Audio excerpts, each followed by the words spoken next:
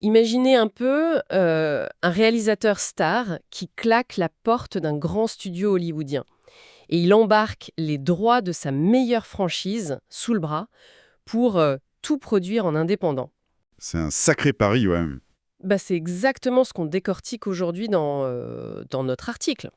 Cole Warl et l'illustrateur Kyle Ferran ont carrément quitté le Der Games. Ouais, pour fonder Buried Giant Studio. Et ils partent avec les droits d'Arx et d'Oath, ce qui est fou. C'est extrêmement audacieux. Et donc, ce Kickstarter, ce printemps, pour les 3 nouvelles extensions d'Arx, c'est un peu leur crash test sans filet. Ah ben totalement, hein. Sans la machine logistique d'un éditeur mondial derrière, s'il se plante, la nouvelle structure pourrait vraiment en souffrir. L'analyse du contenu de ces 3 boîtes révèle genre une vraie stratégie de survie. D'accord. Alors, commençons par ce qu'on a appelé la rustine magique dans notre article. L'extension Lost Vaults and Fated Leaders. Ouais, celle qui rend le jeu de base hyper modulaire. C'est ça. Au lieu d'une longue campagne, on a un deck de cours de 31 cartes et une grosse asymétrie pour des one-shots. Mais il y a un truc qui me turlupine. Le 5e joueur, je pariais. Exactement.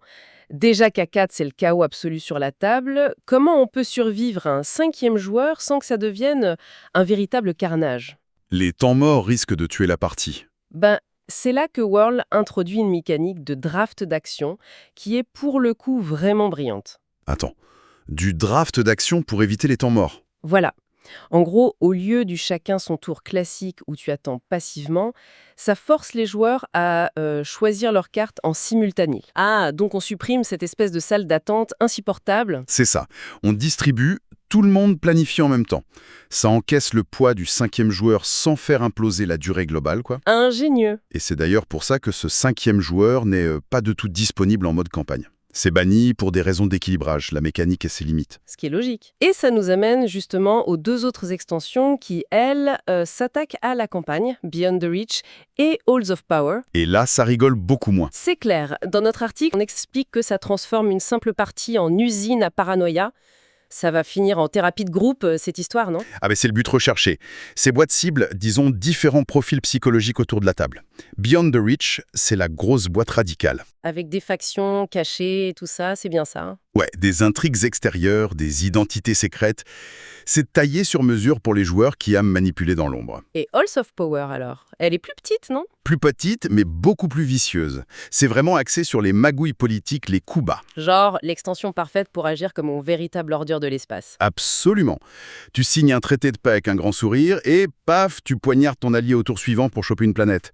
La tension vient des promesses non tenues. Ça donne follement envie, c'est indéniable. Mais il y a un problème très pragmatique qu'on a soulevé dans notre article, le silence radio total sur une éventuelle version française. Aïe, oui, le sujet qui fâche. Matago avait fait un boulot titanesque sur le jeu de base en France.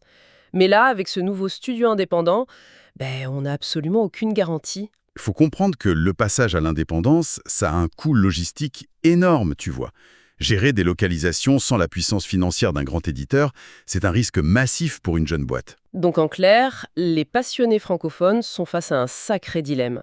Soit ils sécurisent la version originale sur Kickstarter maintenant, soit ils patientent et prient pour une hypothétique traduction. Tout en pleurant un peu sur leur compte en banque, oui. La tension entre la grosse hype pour ces ajouts massifs et l'angoisse financière est très réelle. C'est le grand écart, quoi. On a 3 extensions massives, des mécaniques incroyables qui promettent des soirées mémorables, mais un modèle économique qui reporte une bonne partie du risque sur le public international. Ce qui rend cette transition si captivante à observer à l'échelle de l'industrie. Complètement. Et ça amène une vraie question de fond pour conclure. Si cette démarche totalement indépendante est un succès massif, malgré les obstacles linguistiques et financiers, Qu'est-ce qui se passe ensuite dans le milieu? exactement. Est-ce que ça pourrait encourager d'autres auteurs de jeux très célèbres à récupérer leur propriété intellectuelle? Imaginez un peu si ça modifiait de façon permanente l'équilibre des pouvoirs entre les créateurs et les grands éditeurs mondiaux. Ce serait un véritable séisme. Un tremblement de terre, oui.